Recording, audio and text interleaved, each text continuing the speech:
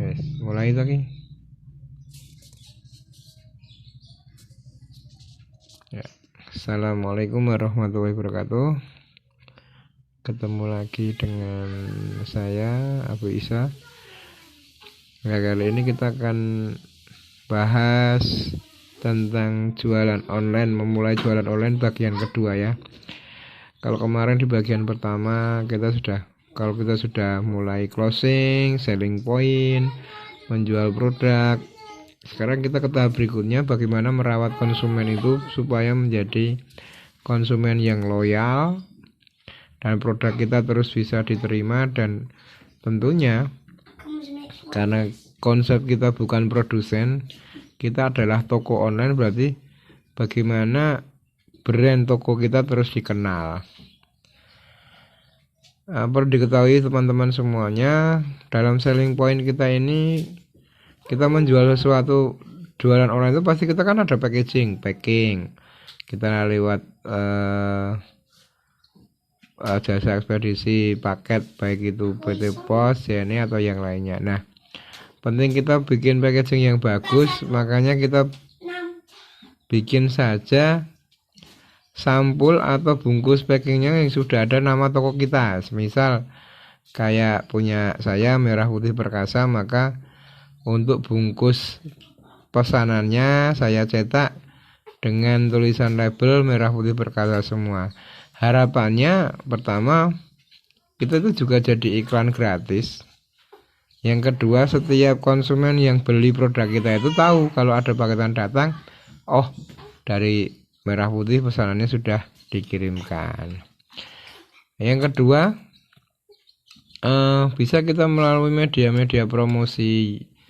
Kalau kita sering berusaha untuk pakai yang gratisan sih tidak masalah ya, cuman yang namanya usaha itu kan jar basuki mawa beyo, semuanya ada biayanya mas. Jadi jangan suka minta yang gratisan atau cari cara yang gratisan, karena kadang itu kurang maksimal hasilnya. Kalau kita sering nge-share di WhatsApp kontak kita, mungkin kalau hanya seminggu sekali, 2 minggu sekali, itu mungkin tidak menjengahkan bagi teman-teman kita. Tapi kalau tiap hari kita nge-share produk kita, kan teman kita juga jengah juga. Lama-lama dia nanti kalau bosan kan juga unfriend kita, blocking kita juga, kan kita juga rugi toh. Ada metode iklan yang murah, efektif, tapi juga mengena.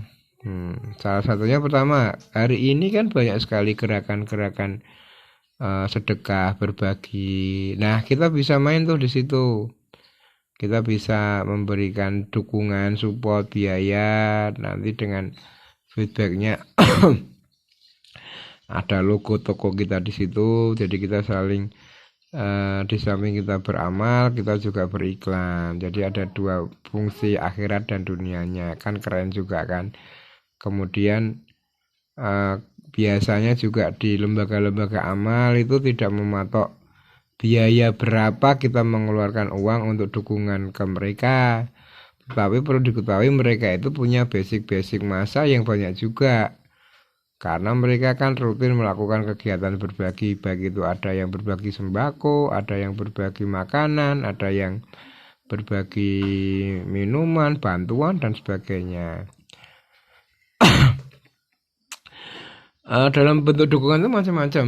Bisa kita membuatkan plastik bungkus sembako mereka, atau kalau mereka berbagi nasi bungkus, kita cetakkan kertas nasi bungkus yang mereka pakai, ada label kegiatan sosial mereka, juga nanti kita sisipkan nama usaha kita. Atau mungkin dengan kita bikinkan spanduk MMT yang intinya kegiatan kita dukung dengan kita memberikan sumbangan rutin untuk kegiatan mereka. Yang kedua, dengan cara berbayar. Nah, berbayar ini teman-teman kita bisa gunakan Facebook Ad, atau mungkin ada iklan yang lain, atau mungkin dengan cara yang lebih friendly. Kita ini kan punya teman-teman di grup kontak WhatsApp kita. Ada mungkin teman kita ribuan, ratusan, ribuan kan. Kita pilih beberapa teman yang mau bantu kita, terus kita kasih mereka gift tuh. Contoh, kita hubungi teman kita si A, kita tahu dia punya grup banyak, dia punya kenalan banyak, terus kita minta tolong, aku minta dibantu share iklan jualanku dong tiap hari Sabtu Minggu di grup yang kamu ikuti. Nanti tiap kali kamu share tiap hari, per harinya nanti tak kasih ganti kuota, entah itu 10.000, 20.000 per harinya. Kalau kita minta kita share seminggu 2 kali, berarti kan kita seminggu 20 kali 2, 40.000. Taruh kata sebulan kita kasih dia 160.000. Lumayan tuh bagi dia, bisa buat beli kuota gratis kan. Dan manfaatnya lagi, kalau iklan jualan itu yang membagikan itu orang-orang yang dikenal atau orang-orang sudah merasa dekat dengan mereka juga akan aware, akan melihat iklan kita itu peduli, ini apa sih, makanya dia pasti akan dibaca dan tidak akan sambil lalu saja. Kemudian tingkat kepercayaan membeli produk kita itu pun tinggi, karena apa, yang membagikan orang yang mereka kenal gitu loh. Seandainya kita jualan produk misal contoh kata pukis atau apa itu, terus yang membagikan itu orang-orang yang mereka kenal, pasti mereka akan bertanya, ini jualannya di mana toh? Oh, ini jualannya di sini. Enak enggak toh? Aku pernah beli, enak kok, coba aja beli. Nah, akhirnya mereka juga memutuskan untuk membeli, dan mereka yakin bahwa barang yang mereka beli pun enak.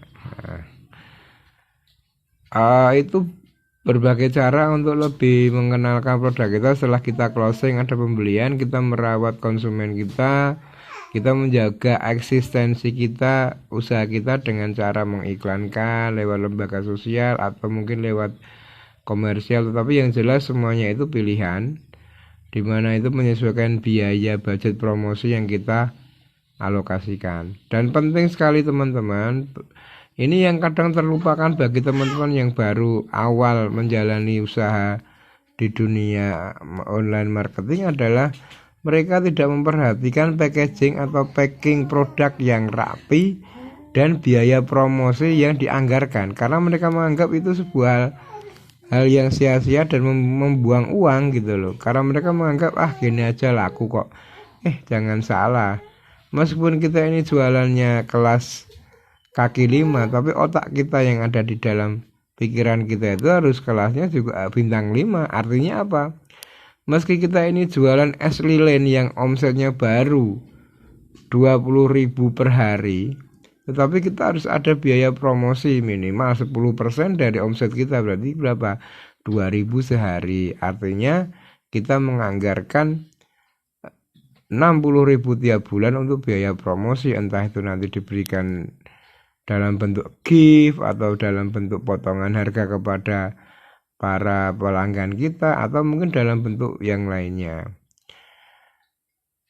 Jadi setelah tadi merawat konsumen dengan bagus, terus kita berusaha menjaga eksistensi dengan beriklan baik di lembaga sosial maupun lembaga komersial, kemudian kita memberikan pelayanan lewat packing yang bagus dan rapi. Yang seterusnya setelah itu dilakukan, kita merawat konsumen kita dengan cara membuatkan mereka sebuah grup atau wadah, baik itu di WA, Facebook maupun lewat yang lainnya. Semacam kayak mungkin kalau di Facebook ya ada halaman, di WA kita bikin ke grup WA, grup konsumen. Itu intinya untuk mempermudah kita membagikan informasi produk jualan kita berkala.